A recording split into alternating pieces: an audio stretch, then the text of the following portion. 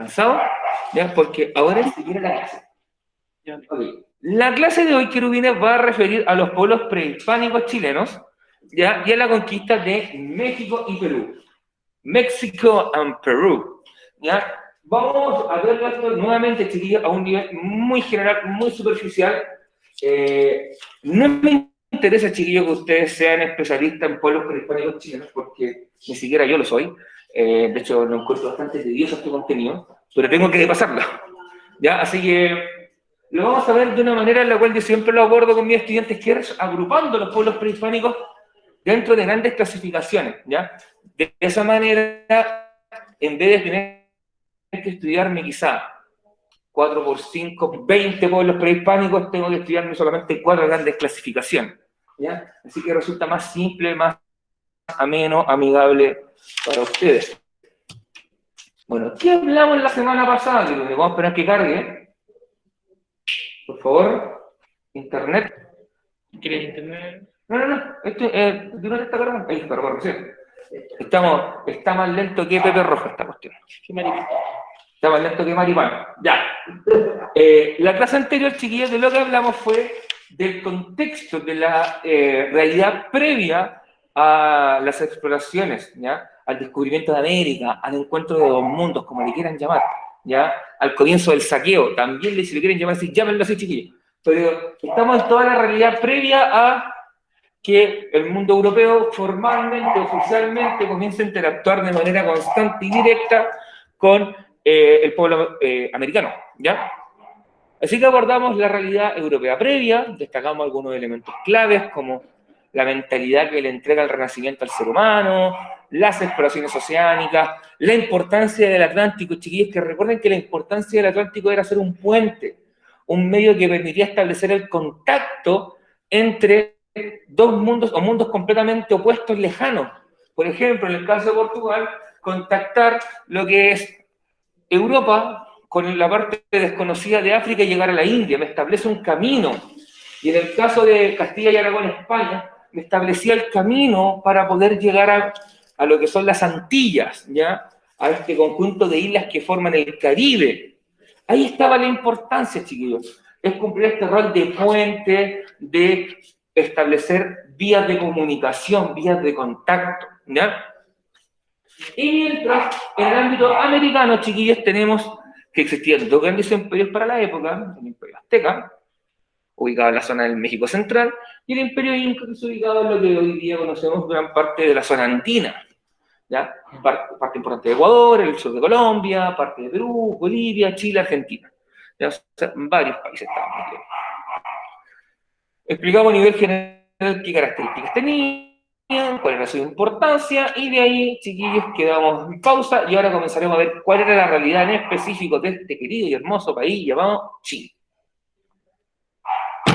Primero, vamos a esperar que el delay acá haga magia. Listo. Es el concepto de prehispánico. Prehispánico significa antes de la llegada de los españoles. Pre es previo a, anterior a. Hispánico tiene que ver con todo lo relacionado a España. De hecho, el nombre en latín de España era Hispania, de ahí viene hispánico, ¿ya? De hecho, en inglés se pronuncia Spain, ¿ya? Tiene un sonido similar a lo que es Hispania. Entonces, esta realidad, chiquillos, es la que vamos a comenzar a estudiar en el ámbito chileno. Es importante también plantearles, chiquillos, que dependiendo del enfoque histórico que le dé cada persona es cómo va a llamar a estos pueblos. Yo, por ejemplo, por mi formación, lo llamo prehispánico. Porque a mí me enseñaron a hacer en la universidad. Lo que leí hablaban de prehispánico. Otros, por ejemplo, pueden hablar de pueblos originarios, ¿ya? Dándole énfasis a que se encontraban antes ellos que llegaran los españoles. Nativo, que eran los naturales de acá, ¿ya? O bien, indígena. Indígena, chiquillos, viene de indio. Recuerden que en un comienzo, nuestro buen amigo Colón creía que había llegado a las cercanías de la India. Por eso es que al nativo americano, al pueblo originario americano, le llamaron indios, porque se entendía en un primer momento que habíamos llegado a las cercanías de la India. Con el paso del tiempo nos dimos cuenta que era un mundo completamente diferente, pero aún así quedó esa denominación. De hecho, es muy común que yo escuche hablar de los indios americanos. De hecho, existían algo en el mundo colonial que se llamaban los pueblos de indios, que era donde eran pequeños poblados, mini ciudades donde vivían solamente los indígenas. De hecho, piensen que una connotación hace como una forma coloquial y hasta peyorativa de llamar, no sé, para Colo Colo el indio. ¿Cierto? Es el indio. Una forma más sutil de poder decirle. Porque tenemos ese concepto nos quedó, siendo que es erróneo. Por eso, chiquillos, eviten usar el concepto indígena quizá, y quédense, por ejemplo, con nativo, con originario, o inclusive con prehispánico, ¿ya? Porque si eso apuntan a los pueblos que habitaban efectivamente acá. Que daban. ¿Ya? ¿No tendrá alguna duda, alguna consulta, alguna inquietud, chicos?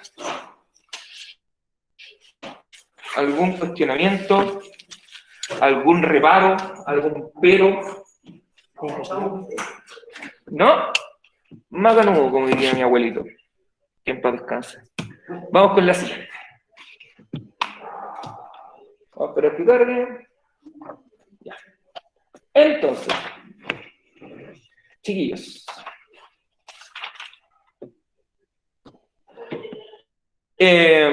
A nivel general, los pueblos prehispánicos chilenos yo los puedo dividir en 4 grandes grupos, como lo demuestra el código. Tengo pueblos canoeros, pueblos pedestres, agricultores incipientes y agricultores avanzados. Cada uno de ellos tiene sus características particulares. Profesor, se Que te escucha todo cortado. ¿Ya? Espérate un momentito, Natalia. Déjame apagar la cámara y probar. Chiquillo, el rato también me escucha mal.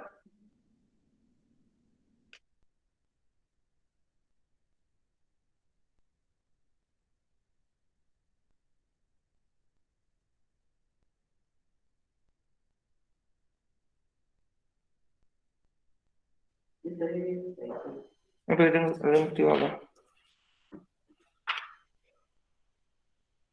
Ahí, chiquillos, se escucha mejor, ¿o no? Voy a apagar la cámara. Mejor. ¿Ya? Por lo menos yo ahí le escucho. Bacán. Ya. Entonces, chiquillos, voy a volver atrás un poquito solamente para que aquellos que hayan quedado un poquito más atrasados no pierdan el hilo, ¿ya? Vamos a recordar rápidamente lo que hablamos hace unos 2-3 minutos atrás. Prehispánico significa previo a la llegada de los españoles, ¿ya? Es decir, todo aquello que existía en Chile antes de la llegada de los conquistadores, ¿ya? Y el concepto de prehispánico, chiquillos, tiene también otras acepciones. O sea, yo puedo hablar de pueblo prehispánico, como puedo hablar de pueblo originario, de pueblo nativo o de pueblos indígenas, ¿ya? ¿Por qué? Porque todos refieren al mismo elemento, que son los pueblos que existían antes que llegaran los españoles a América, ¿ya? Ese es el primer elemento. Ahora, un segundo elemento, chiquillos, tiene que ver con la clasificación a nivel general que podemos dar a los pueblos prehispánicos chilenos, ¿ya? Los pueblos canoeros, los pedestres, los agricultores incipientes y los agricultores avanzados. Cada uno de ellos tiene características particulares, características únicas, ¿ya? De hecho, por alguna acción, por algún elemento, por el lugar geográfico donde estos se encuentran, ¿ya? Por ejemplo, los canoeros, como dice su nombre, utilizaban canoas para desplazarse y de hecho parte fundamental de su modo de vida estaba basado en las canoas. Dormían en las canoas, armaban tiendas sobre las canoas, o sea, toda su vida era en torno a este medio de transporte, ¿ya? Que es una embarcación ligera, que podía estar hecha de piel de animal, o quizás de alguna madera que fuera bastante ligera y que tuviera buena flotabilidad, y ellos vivían en las canoas, ¿ya? Por lo tanto, eran pueblos cercanos al mar, y ahí uno puede ir descubriendo nuevas características de ellos. También, chiquillos, tenemos los pueblos pedestres que se manejan a pie, ¿ya? Son pueblos que por lo general se dedicaron a la caza y a la recolección. Profesor, disculpe, ¿Eh? Y ya dijo cuál eran los canoeros, uso. No, de hecho estoy explicándolo a nivel general porque en la que viene voy a explicarlo más en detalle. Ah, ok, ya. Ya, nada. ¿Ya? Entonces, chiquillos, los pueblos pedestres son aquellos que andaban a pie, caminando, y perseguían en el fondo a la presa, al animal que querían cazar, ¿ya? Y recolectaban bayas del suelo, alguna forma de planta o de árbol frutal que estuviera por ahí, le arrancaban la fruta y te la comían por el camino, ya no tenían este concepto de la agricultura, como si lo tenían los pueblos que están abajo, los agricultores incipientes y los avanzados.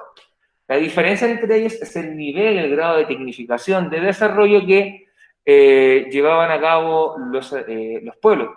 Y también tiene que ver con la influencia que tuvieron con el imperio inca. ¿Ya? En el caso de los agricultores avanzados, la influencia del imperio inca fue muy superior a la que tuvieron los agricultores incipientes. De hecho, los agricultores avanzados fueron pueblos que estuvieron bajo la dominación directa del imperio inca, como fue el caso de los diaguitas que habitaron en el sector de Quillota, por ejemplo. ¿Ya? De hecho, tienen ahí un desarrollo de la agricultura bien, bien importante. En cambio, los agricultores incipientes, una agricultura, chiquillos, pero más básica. No esperen un nivel de complejidad mayor, no esperen el desarrollo de una alfarería muy producida como tienen los diaguitas. De hecho, un ejemplo de pueblo agricultor incipiente eran los mapuches. Los mapuches reciben la influencia del conocimiento inca debido al contacto que tuvieron con pueblos conquistados por los incas. Y de esta manera recibieron hasta cierto punto el desarrollo de la agricultura. Como que les llegó la influencia de rebote y aprendieron a manejar la agricultura, pero no a un nivel tan producido. ¿Ya? Eso en cuanto a la clasificación general de estos pueblos chiquillos. Ahora iremos desarrollando con más detalle a cada uno de ellos. Así que si alguien tiene alguna duda, alguna pregunta, alguna inquietud.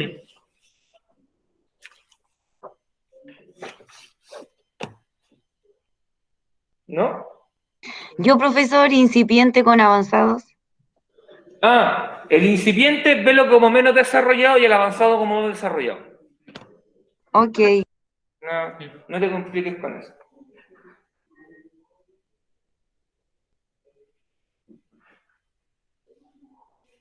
Bueno, apunte, Gabriel. Ya servir el campo para la prueba. Así que aprovecha. Bien, chiquillos. Ahora vamos a hablar sobre los pueblos canoeros. Los pueblos canoeros, como su nombre lo dice, chiquillos, se desenvolvían a través de canoas. Por lo tanto, chiquillos, eran pueblos que habitaban en el borde costero, ¿ya? Sí, habitaban en lo que son las costas de todo el territorio nacional. Algunos pueblos se ubicaron en el norte, otros más hacia el centro y otros en el extremo sur de este país, ¿ya? Imagínense que este medio de transporte era tan importante para su desarrollo que ellos toda la vida la hacían en las canoas. Toda su vida se desenvolvía en cuanto a las canoas. Por lo tanto, eran pueblos que, por lo general, nunca se adentraron mucho hacia el interior del continente o del territorio chileno, salvo para establecer algún vínculo comercial. ¿Ya? Las actividades que predominaban en estos pueblos canoeros era la pesca, ¿ya? Y la recolección. Recuerden que pescar es, en el fondo, sacar un pez del mar y convertirlo en pescado. Porque ¿cuál es la diferencia del pez con el pescado, chiquillo? ¿Cuál es la diferencia del pez con el pescado? Lo llamo. ¿Ah? ¿Alguien sabe cuál es la diferencia del pez con el pescado? Chiquillo, es súper obvio. El nombre lo dice. El nombre lo está Pequeño diciendo. y grande. No, el pez es cuando está en el mar. El pescado es cuando yo lo pesqué, lo saqué del mar, pues chiquillo. Por eso se le llama pescado. Pescado, como que tomaste algo. Por eso cuando tú le dices a alguien, oye, péscame. Oye, o pesca esto. De pescado, de pescar, de tomar. Por eso hablamos de pescado. Y el pez es el que está todavía nadando feliz en el mar, así como cantando bajo del mar, con la gualacita así, anda feliz nadando. Ya, esa es la diferencia. Le meto un pescado a un pez. Te comento, te Un comento- pescado. Exacto, chiquillos. Chiquillos, sí es súper obvio, pero uno le pregunta, ¿saben por qué le pregunta? Porque el peso está en está en un estado natural, así como que Está libre. no lo he sacado, exacto, libre, no lo he sacado de su hábitat para consumirlo, ¿ya? Porque uno le pregunta, porque uno también cuando chico cometió siempre esa equivocación, decía, oye, tío, quiero hacer pescado. Es un pez. Y si usted no la dice, la hubiésemos vuelto a cometer. Eso es en la pesca. Lo otro también, chiquillos, lo otro es ese otro tipo de pez. También la recolección, chiquillos. En la recolección, ¿qué recolectaban? Moluscos, mariscos, crustáceos. ¿Ya? O sea, piensen en todo lo que ustedes se pueden comer cuando van a una marisquería o una pescadería. ¿Ya? Cuando te ofrecen el chorito, la cholga, te ofrecen el loco, el piure, el erizo, ¿ya? Tienes moluscos, crustáceos, por ejemplo, el pulpo, el calamar, la jibia, que también se pescan, ¿ya? Inclusive algas marinas, chiquillos, como el cochayuyo y el luche, también se consumen, lo mismo en alimentos. O sea, ellos tenían la oportunidad de acceder a esos productos y eran su base alimenticia. Pero evidentemente, comer pescado todos los días no es como lo más ideal, porque en el fondo, recuerden lo que te dice el nutricionista o el nutriólogo, tienes que tener una dieta balanceada, coma de todo, pero en pequeñas cantidades. O sea, si todos los días te llenáis con pescado, ya te va a hacer re bien en algún momento, pero aburre. Así que, ¿qué lograron ellos? Se ha establecido a través de evidencia arqueológica, chiquillos, a través de encontrar restos, que habían vínculos comerciales con los pueblos que vivían en el interior del territorio. ¿Ya? Entonces, ¿qué es lo que ocurría? Había un comercio vía trueque. ¿Saben lo que es un trueque, chiquillos? Sí, ¿Qué es? cambiar una cosa por otra, pero que esté como a la altura del mismo valor y que las dos partes estén conformes. Ya, bien. De hecho, yo siempre digo, es lo que se hace muchas veces en estos mercados que hay en Facebook, en la Feria de las Pulgas, cuando te dicen permuto o cambio PlayStation 5 por iPhone X 128 GB. Ya, ese permuto o cambio es un trueque. Y como bien decía la Natalia, tiene que ver con intercambiar dos productos con los cuales uno llega a un acuerdo del valor. Y ya, por ejemplo, en esta época, evidentemente, no era un Play 5 y un iPhone X, sino que voy a decir, te cambio 3 pescados por un saco de papas. ¿Sí? ¿Ya? Y era como, bueno, y llegaba al acuerdo comercial, y de esa manera establecían el comercio sin el dinero, chiquillo. Pero hay algunas personas que cambian su auto. ¿Ah? Hay algunas personas que cambian su auto. Sí, pero me refiero es como un ejemplo del trueque, por esa época no existían los autos, po. ¿Ya? Pero lo que sí tienen que recordar es que ellos comerciaban vía trueque, ¿ya? Porque en esta época no existía el concepto de dinero como tal, ¿ya? No existía esa idea de, oye, ¿cuánto vale el pescado? 5.000 pesos. ¿Cuánto sale el kilo de papa? 1.000 pesos. No estoy inventando los precios chiquillos. No sé si eran los precios reales, pero estoy inventando. No existía ese concepto. Por lo tanto, ¿de qué manera lo hacíamos? A través del trueque, ¿ya? Y también cabe destacar que estos pueblos canoeros tenían un carácter nómada. ¿Qué significa eso? Que no tenían un hogar fijo y establecido. Por lo tanto, se movían de un lugar a otro de manera sistemática en el tiempo. En el fondo, ¿por qué se movían o se mantenían en movimiento estos pueblos? Porque iban persiguiendo a sus presas, iban persiguiendo los productos que ellos consumían, ¿ya? Y de esa manera se daban cuenta que en un determinado momento del año quizás desaparecía la cantidad de peces, porque quizás iban adentro del mar a otro lugar a desovar, en el fondo a reproducirse, por lo cual se desplazaban a otro sector y buscaban otro tipo de alimentos. O sea, se iban moviendo, ¿ya?, en búsqueda de alimentos. Y eso es lo que caracteriza a un pueblo de carácter nómade. Hoy en día, nosotros como población chilena somos sedentarios. De hecho, nosotros vivimos, o la mayoría de nosotros vive en una casa, de la tuya, de tus padres, arrendada, comprada, heredada, vivirás con tu pareja, no sé, ¿ya? Pero tienes un hogar fijo al cual tú llegas siempre. Tienes algo lo que puedes llamar hogar o casa, que tiene una dirección establecida, con una calle, con un número, con un espacio. Estos pueblos no. Estos pueblos se movían sistemáticamente, así que por lo tanto no estaba este concepto de tener un hogar fijo. ¿Ya? Chiquillos, ¿dudas, consultas que tengan sobre esto? Gabriel, si no alcanzas, le sacas una foto y lo pasas al limpio. Bueno, en Classroom. O también lo ya, dale. No, dale, si todavía tienen tiempo, chiquillos. ¿Alguien tendrá alguna duda, alguna consulta?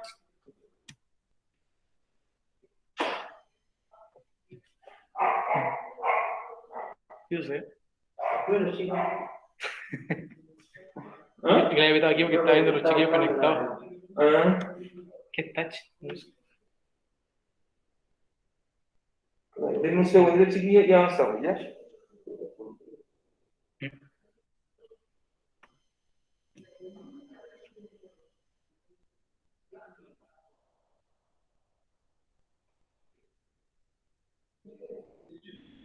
Acá mencionamos en qué lugar de Chile está el pueblo, ¿cierto? ¿Ah? Acá nosotros mencionamos en esta diapositiva en qué lugar de Chile. No. No, pero fíjense que están en el borde costero, o sea, prácticamente todo el borde costero de Chile tiene pueblos canoeros. Pueden ser changos, pueden ser yaganes, pueden ser chonos, dependiendo del lugar geográfico. Si bien a mí no me interesa, de verdad en este momento no me interesa que ustedes sean capaces de ubicarlo en un mapa. Lo que me interesa es que ustedes tengan en su cabecita las características que tiene cada uno de ellos. ¿Ya?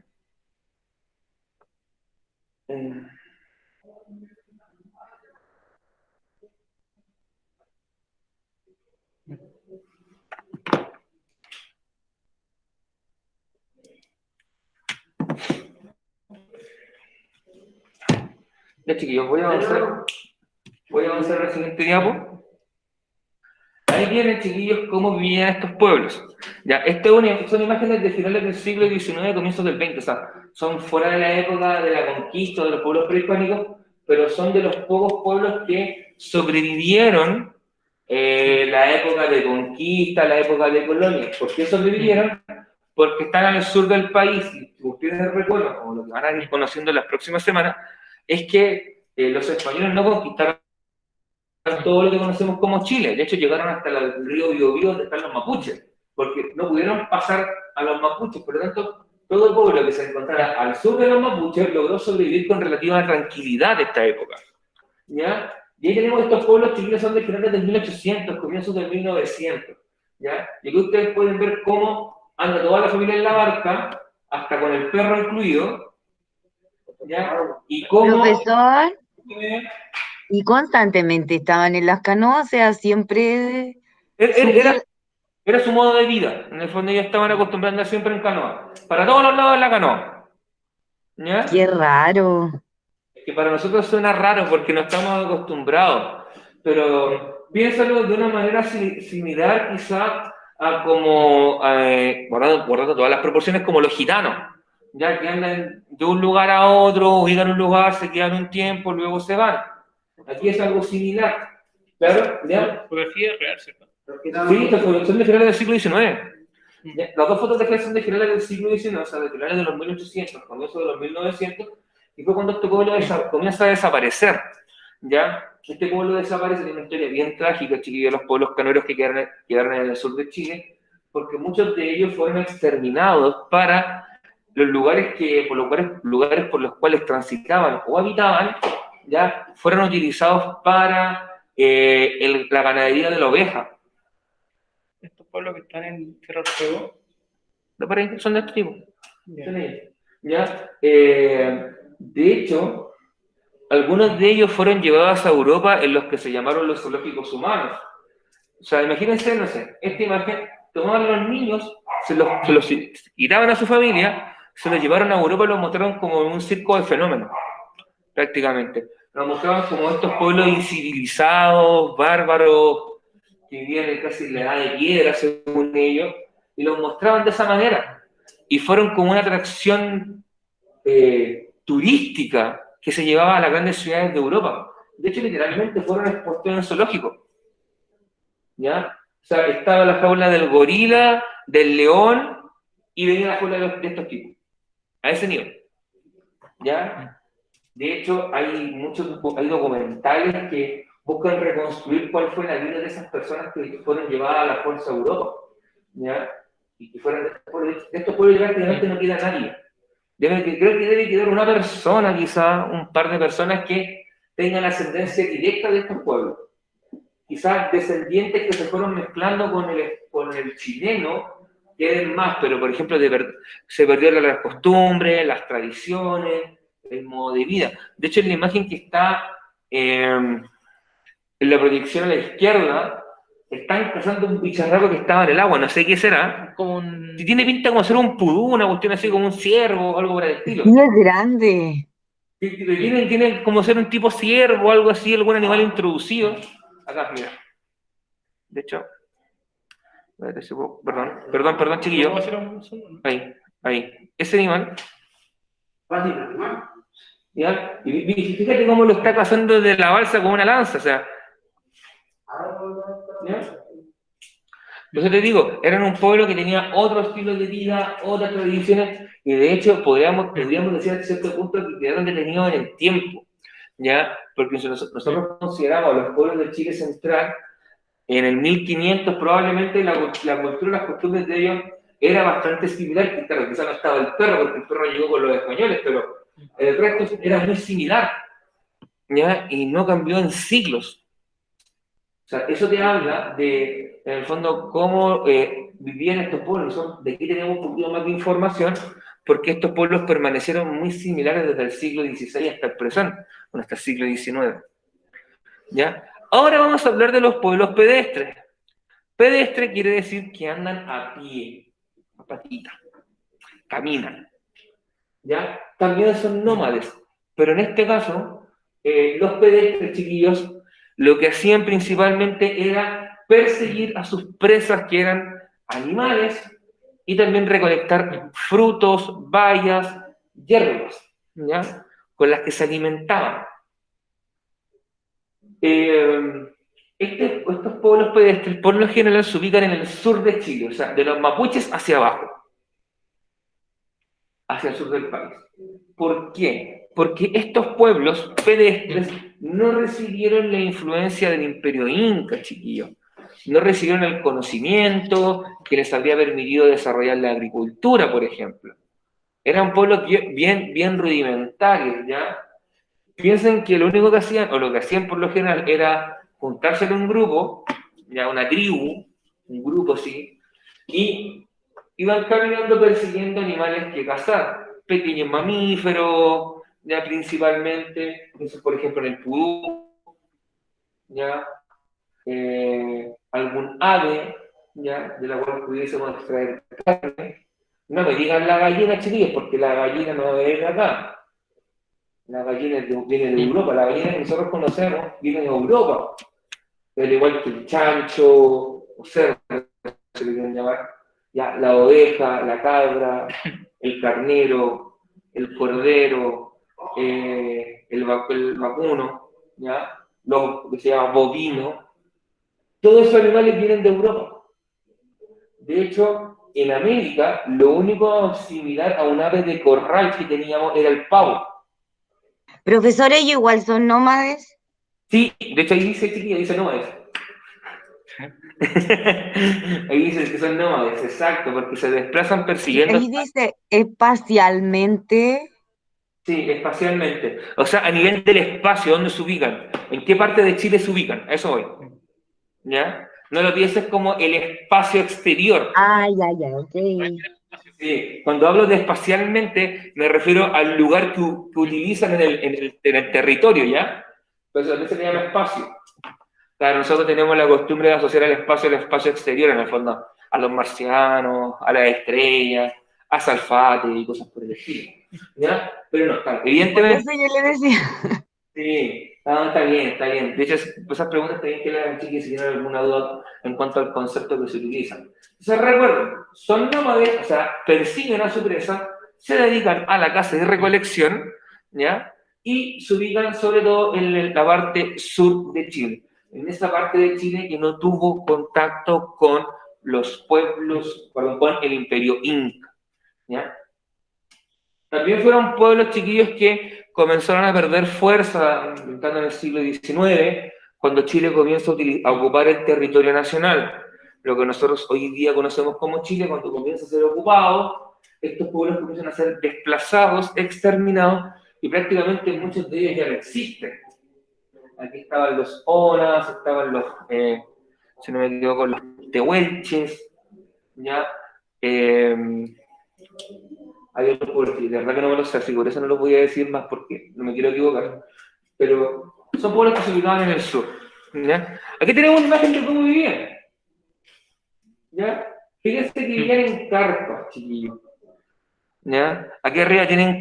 esta imagen es una foto del siglo XIX, chiquillos. Es actual, por eso se ve que tienen aquí una especie de aves de corral colgado o algo así. Fíjense cómo está hecha las chozas en el fondo. Son unos palos, que son unos pedazos de palos de madera, ¿ya? Pueden ser unos troncos, entre comillas, y ahí amarraban en el fondo la carpa que está hecha de piel, ¿ya? Y le daban una estructura hacia atrás tipo cueva, ¿ya? Y ahí es donde vivían. Fíjense que las imágenes, estos pueblos que tienen mayor cercanía con los mapuches, fíjense en los rostros, se dan cuenta que tienen la cara que uno podría asociar con Son súper parecidos y las cosas que se ponen en la cabeza. Claro, porque probablemente estos pueblos tuvieron contacto con el pueblo mapuche y recibieron parte de su cultura, ¿ya? Me llama la atención la foto de partida, yo creo que se las fotos eran españoles, ¿no? ¿Cómo? De partida creo que sacaron las fotos de han sido españoles probablemente que andaban por acá. Bueno, ahora que en la época estaba el español acá no tenían cámara de foto. No sé, pero me refiero a la foto, de alguna forma esa foto... No, esa foto es de 1800, Ah, ya. ¿ya? Eso es del siglo XIX, comienzos del XX. ¿Ya? Por eso tenemos fotografías. Recuerden que la fotografía es algo que se creó a finales del siglo XIX, finales de los 1800, comienzos de los 1900, ¿ya? Y probablemente fue un trabajo que hizo probablemente a alguna persona que fue a estudiar a estos pueblos, intentar entender sus tradiciones, sus costumbres. Ustedes se dan cuenta, aquí también hay vasija, la estructura facial e incluso corporal de estas personas se asemeja bastante a lo que uno asocia como un pueblo mapuche, en el fondo, bastante similar a la estructura física de los pueblos que nosotros conocemos como mapuche, ¿ya? Entonces también el pelo largo en los pueblos prehispánicos, los pueblos originarios tiene un sentido. No es que se le quede el pelo largo porque les gusta tener la chasca larga, sino que tiene un sentido. De hecho, yo, al curso de la mañana, yo tuve en un colegio un estudiante que era mapuche. El tipo no parecía mapuche, de hecho, y no el deseo.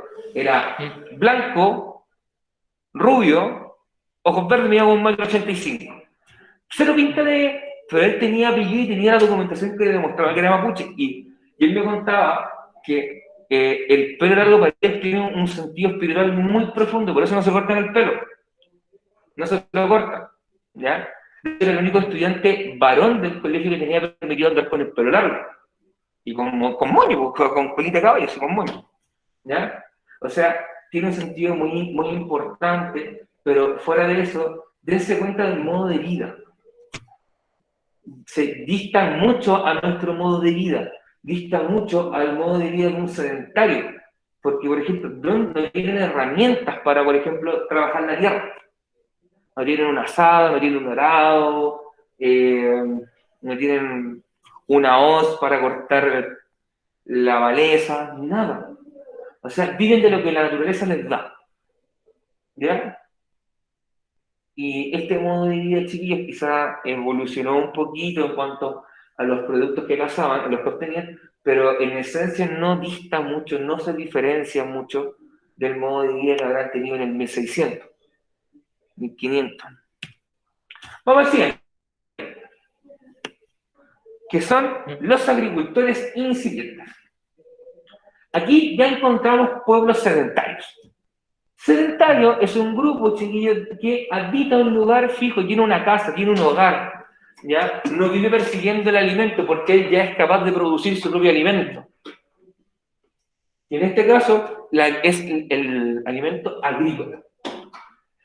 Este tipo, por la influencia de los incas, se dio cuenta o entendió que si, supongamos, se comía, no sé, por ejemplo, una palta, o una chirimoya, se la comía, las pepas, las semillas, las tiraba al suelo, las tapaba con tierrita, le echaba agua, algunas de todas las semillas que dejó iba a dar el árbol.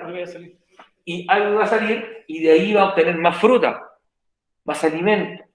Lo mismo ocurre, chiquillos, con la alimentación básica de acá.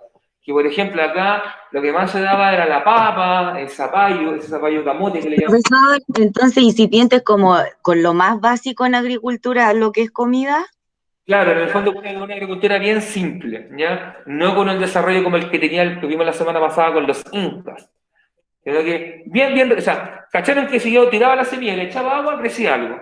¿Será que serán agricultores, o sea, serán incipientes porque tienen menor cantidad de historia? Quizás son como Más que eso, se dice que son incipientes porque no tuvieron tanto contacto con los incas.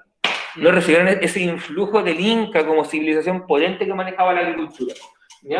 De hecho, los alimentos que aquí por lo general más se encontraban en la zona centro-sur de Chile es la papa, el zapallo. No, El choclo. el zapallo amarillo, sé que se ocupa para el poroto. El maíz El choclo no. también, bueno, maíz, sí, choclo, maíz, eso me refiero, sí también se encontraba acá, pero sobre todo en la zona del Perú. Quizá aquí también llegó, pero no sé si con la fuerza, pero sí, había choclo, ¿ya? Había choclo, ya había choclo, había papa, había zapallo. Y ya con eso te pueden mantener. Piensen, chiquillos, que la papa es el alimento más importante para la historia del hombre contemporáneo, ¿ya? En todo el mundo se produce papa, siendo que la papa es originaria de América, sobre todo de la América andina. De hecho, los orígenes se discute si está entre Perú y Chile el origen de la papa. Los peruanos tienen más variedad, así que probablemente la papa sea originaria del Perú. Pero Chile también tiene sus variedades propias de papa, como la papa chilota. Ya, o sea, tenemos papa. Profesor, ¿Y ¿y por qué ese sedentarismo son grupos de personas que tienen un hogar establecido cuando sedentarismo significa otra cosa? No, probablemente lo que tú tienes el concepto del sedentarismo como alguien sedentario Ajá, que no se mueve de la casa. también tiene otro concepto, Y, significado. dicho, gracias por la pregunta, Natalia, porque diste en el clavo un tema que es súper interesante. El Sí, sedentarismo, es que me pareció curioso. el sedentarismo originalmente tiene que ver con este concepto, con esta definición que le doy yo, de establecerse en un lugar fijo, quedarse quieto en un lugar, ¿ya? Después, este concepto fue evolucionando, se fue dirigiendo hacia lo que es una actitud sedentaria en la vida, que en el fondo es no moverse ni para los terremotos, ¿ya? No salir a hacer actividad física, no mandar. y no, eso es flojera, ¿ya? Y, por ejemplo, si te dan como panorama salir a tocar con tu amigo, jugarte una pichanga y quedarte viendo Netflix acostado, comiéndote una pizza y una bebida de 2 litros, prefieres esa opción, probablemente caigas en ese concepto de sedentario negativo, ¿ya? Esa connotación negativa que se ha asociado a la obesidad, al sobrepeso y a todas las enfermedades que trae consigo. Pero originalmente tiene que ver con esto. Ese es el sentido original de la palabra, que después transformó, mutó, llegó a esa construcción que tú tienes, pasó. ¿Ya? Pero en este caso se asocia a que yo como pueblo, imagínense que todos nosotros fuéramos un grupo de pueblo prehispánico, si fuéramos todos mapuches. ¿Ya? Y descubrimos o nos llegó la agricultura o entendimos el concepto de agricultura, ya no necesitamos movernos para perseguir el alimento. Por lo tanto, vamos a construir nuestra casita, nuestra ruta y vamos a vivir ahí. A eso se le asocia el concepto de sedentario. ¿Ya? En cambio, hoy día tiene ese otro sentido. ¿Ya? No sé si respondo tu pregunta, Natalia. Creo que sí. No, no hay de qué. ¿Ya? Pero está bien. Espacialmente, o sea, en el mapa chileno actual, ¿dónde se ubicaron estos pueblos? En el Chile central y en el Chile sur. Sobre todo desde la región metropolitana hasta prácticamente la región del Biobío. En esa zona se desarrollaron con principal fuerza estos agricultores incipientes. Aquí estaban los picunches, los pehuenches, los mapuches, ¿ya? Todo el pueblo mapuche estaba metido acá. Así que aquí estaban los bonos para los coscachos. Desarrollaron esa agricultura bien rudimentaria, bien básica. ¿Y cómo obtuvieron esa agricultura? ¿Cómo obtuvieron el conocimiento, la técnica? A través del contacto que tuvieron con pueblos que fueron dominados por los incas. ¿Ya? Cuando entran en contacto con estos pueblos dominados por los incas, reciben el conocimiento. Es como, por ejemplo, cuando tú necesitas la respuesta a tu pregunta esencial y tú vas y le preguntas a la persona que le preguntó al profe cuál era la respuesta. El profe le dio la respuesta a esa persona y tú te acercas a la persona que tiene la respuesta. Y esa te va a dar la respuesta, pero no te la va a dar igual como te la va a dar el profe. Este proceso se genera. En el fondo, los agricultores incipientes en Chile reciben el conocimiento inca de segunda mano, de rebote. ¿Ya? Es así, chiquillos, como ellos obtienen su conocimiento agrícola, pero que no es tan profundo ni tan complejo como es que desarrollaron, chiquillos, los agricultores avanzados en este país. ¿Ya? ¿Dudas, consultas, preguntas que tengan, chiquillos? No. Si no hay dudas o consultas, chiquillos, avanzamos con la siguiente lámina. Esta fotografía, chiquillos, también es relativamente más actual, ya de comienzos del siglo XX, pero sirve en el fondo para ilustrar cómo es el modo de vida de estos pueblos. ¿Ya?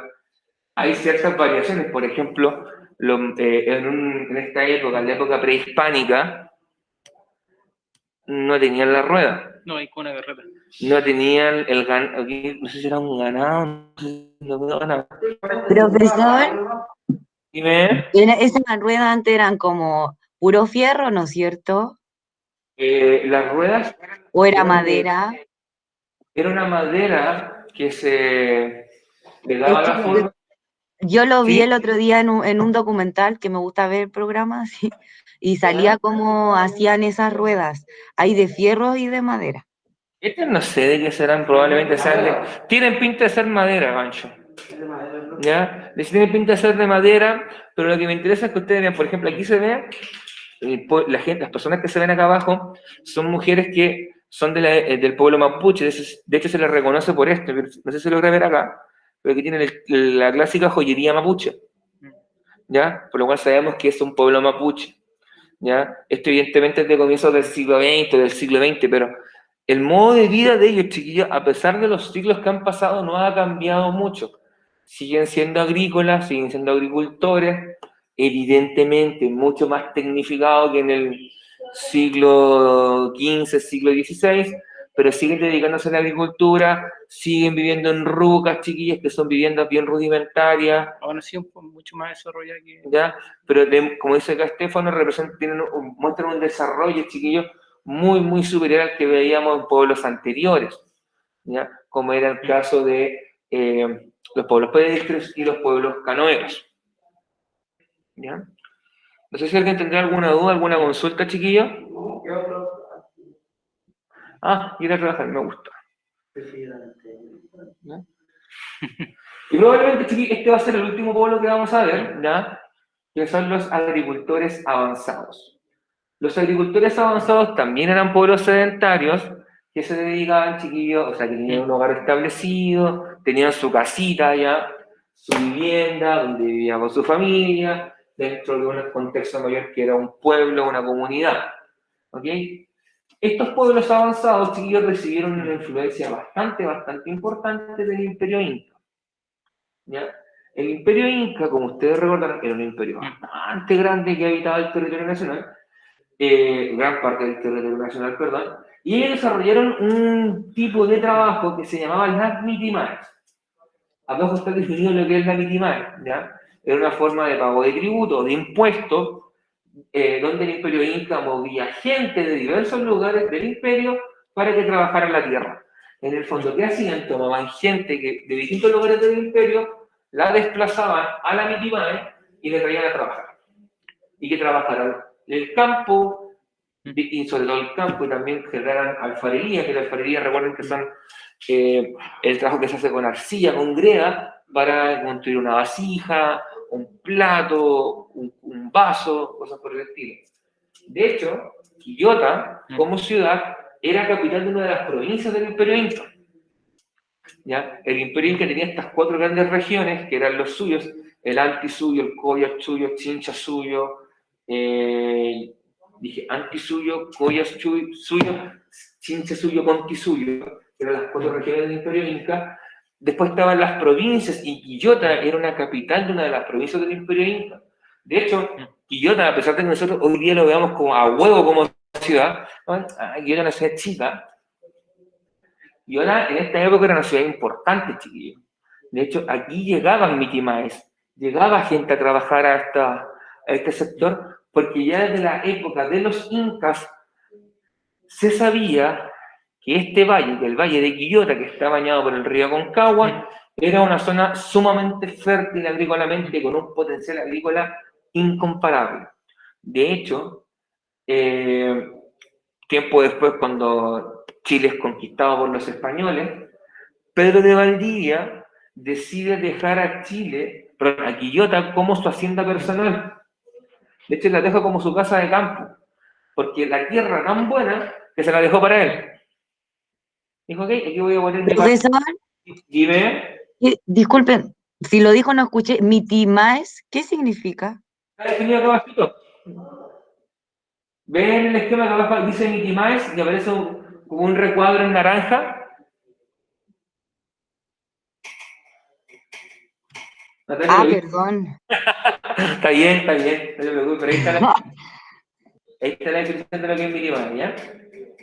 Por si acaso. Y especialmente, ¿dónde se ubicaron los agricultores avanzados? En el norte chico de este país, ¿ya? En el norte chico, donde, incluso también en el norte grande, podríamos decir, pero sobre todo en el norte chico, aquí encontramos atacameños, quechua y sobre todo diaguitas.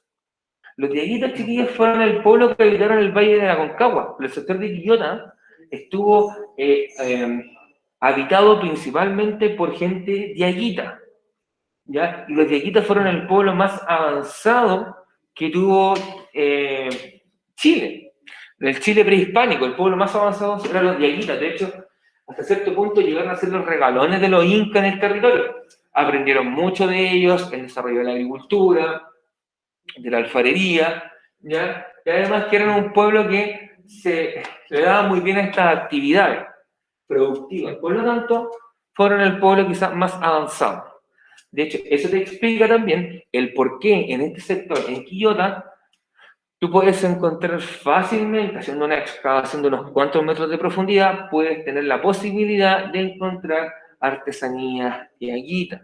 Por ejemplo, jarrones, vasijas, osamentos, o sea, restos de cuerpos humanos, ¿ya? O alguna otra herramienta que ellos hayan utilizado. En el museo, de hecho, mucho. De hecho, como aquí este fue un dato bien relevante, o sea, en el museo, que es biblioteca, diagonal museo, diagonal archivo histórico de Quillota, que está en calle San Martín. San Martín, en la esquina donde antes estaba el CEPECH. Al lado de la sede de San Luis. Al lado de la sede de San Luis, ahí está el museo, archivo histórico, biblioteca, que es donde ustedes, por ejemplo, si tienen algún día tiempo libre, mucho tiempo libre y ganas de realizar algo, pueden ver los restos arqueológicos que se han encontrado, que son bastantes, ¿ya? Y que te muestran en el fondo la cultura que habitaba en este sector. De hecho, probablemente los diaguitas cultivaban a la ribera, a la orilla del río Aconcagua, o sea, todos aquellos que viven en el sector cercano al río, la Aconcagua Sur, la Rosales, la Aconcagua Sur, Cantumapu, ustedes, chiquillos, probablemente si son de ahí, están habitando sectores que hace 600, 700 años fueron ocupados por los diaguitas, ¿ya? De hecho, dejó su casa, chiquillos, ahí. Ni una de esas, de hecho, en una de esas, quién sabe, chiquillos, si ustedes se van a hacer un hoyo de 10 metros de profundidad en el patio, terminan encontrando artesanía. No lo hagan, chiquillos, ya, no lo hagan, no lo estoy invitando a que lo hagan, pero pueden darse la situación. De hecho, cuando estaban remodelando el estadio, encontraron artesanía. De hecho, eso paró unos días, incluso un par de semanas, paró el avance de la remodelación del estadio. cuando remodelaron calle Chacabuco también encontraron restos de la cultura yanina. O sea, es una cultura que estuvo bastante extendida en lo que es hoy día la ciudad de Quillota. ¿Estamos en la pregunta? ¿Ya? Chiquillos, ahora les voy a poner la pregunta esencial. Que No, la pregunta esencial dejamos después. vamos a llegar hasta acá, chiquillos, voy a mostrar la pregunta esencial. Y ahí está la pregunta esencial. Dice, realice un cuadro comparativo caracterizando los 4 grupos principales de pueblos prehispánicos vistos en clase, indicando nombres, costumbres y si son nómadas o sedentarios. O sea, indiquen, chiquillos, todo lo que hemos hablado de los prehispánicos tienen que aplicarlo acá para construir ese cuadrito. Digan, pueblos canoneros, pueblos pedestres, agricultores incipientes, agricultores avanzados. ¿Ya? Eso es lo